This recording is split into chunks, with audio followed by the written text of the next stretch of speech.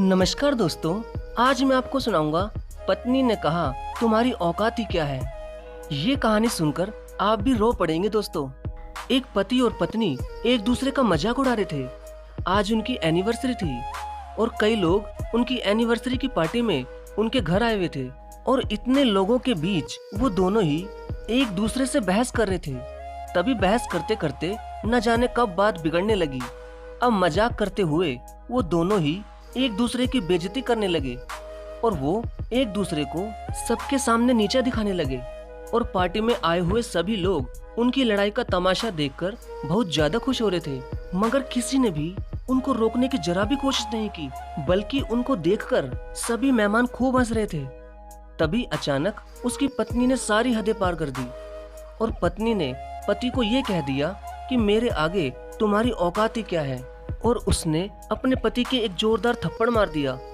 इसके बाद ही पूरी पार्टी में सन्नाटा सा छा गया। पास में हंस रहे सभी लोग एकदम चुप हो गए। पति की भी सबके सामने बेइज्जती हो चुकी थी, क्योंकि पति एक गरीब परिवार से था और वो अपनी पत्नी के पिताजी की ही कंपनी में एक बड़ी पोस्ट पर काम करता था। इसलिए पत्नी ने आज अपने पैसों के घमंड में अपने पति को थप्पड़ मारकर सबके सामने उसकी बेइज्जती कर दी। अब शायद बात तलाक तक आने ही वाली थी, तभी अचानक उस पत्नी की एक पक्की सहेली उसके पास आई। वैसे पत्नी का नाम रिया और पति का नाम राज था। तभी उसकी सहेली ने रिया का हाथ पकड़ा और पास में रखे एक बोर्ड के पास लेकर गई और उसकी सहेली ने रिया के हाथ में एक पेन मार्कर दे दिया। तो रिया ने कहा कि तुम ये क्या कर रही हो, इस मार्कर का मैं क्या करूं? तो सहेली ने कहा कि रिया, एक काम करो, तुम इस बोर्ड पर 15 ऐसे नाम लिखो जो तुम्हारे दिल के एकदम करीब हो, जिनके बिना तुम ये जीवन नहीं काट सकती। तभी रिया ने नाम लिखना शुरू कर दिए। माता पिता, सास ससुर, पति बेटा और कुछ खास दोस्त और रिश्तेदारों के नाम रिया ने उस बोर्ड पर लिख दिए। अब सहेली बोली कि अब तुम इन 15 नामों में से 5 ऐसे नाम काट दो, ये सोचकर कि ये लोग तुम्हारी जिंदगी से हमेशा हमेशा के लिए चले गए। तभी रिया ने दोस्तों के नाम हटा दिए, लेकिन नाम हटाने में उसे थोड़ा दुख भी हो रहा था, लेकिन उसने ज्यादा नहीं सोचा। फिर सहेली बोली ठीक है, अब एक काम करो, इनमें से 4 नाम और हटा दो। अब पूरा माहौल बदल गया था, सबके चेहरों पर टेंशन थी, आखिर ये हो क्या रहा है। लेकिन रिया ने उनमें से 4 रिश्तेदारों के नाम भी हटा दिए। अब बचे सिर्फ रिया के माता पिता, सास ससुर, पति और उसका बेटा। सभी लोगों की नजर उस बोर्ड पर थी कि अब आगे क्या होने वाला है। तो सहेली ने फिर से कहा कि रिया, इनमें से अब तुम 2 नाम और हटा दो।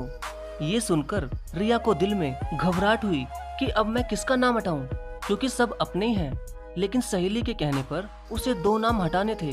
तो उदास चेहरे और माथे पर पसीने के साथ वो अपने सास और ससुर का नाम हटाकर बोली कि उन माँ बाप का नाम मैं नहीं हटा सकती जिन्होंने मुझे जन्म दिया है। प्लीज मुझे माफ करना राज। राज ये सब देख रहा था, लेकिन वो कुछ भी नहीं बोला। तो सहेली फिर बोली कि अब बचे तुम्हारे माता पिता, पति और बेटा। अब एक काम करो, इनमें से 2 नाम और हटा दो। अब रिया ने रोना शुरू कर दिया कि एनिवर्सरी का दिन है और मुझसे ये क्या करवाया जा रहा है। लेकिन सहेली बोली कि नाम तो हटाने पड़ेंगे। अब रिया ने बोर्ड की तरफ देखा तो उसका दिल जोर जोर से रोने लगा कि अब ऐसे कैसे मैं किसी का नाम काट सकती हूँ। लेकिन फिर रिया खूब रोती हुई अपने दिल पर पत्थर रखकर उसने अपने माता पिता का नाम हटा दिया और बोली कि मुझे भगवान कभी माफ नहीं करेंगे। अब रिया रोती ही जा रही थी और राज की भी आंखों में आंसू आने लगे थे और वहाँ खड़े सभी लोग अब बहुत भावुक हो चुके थे। तभी सहेली बोली कि रिया, रोना बंद करो और उठो। अब इस बोर्ड पर सिर्फ 2 नाम है, तुम्हारा पति और बेटा। इन दोनों में से तुम्हें किसी एक को ही चुनना होगा। अब बताओ रिया, तुम किसको चुनोगी?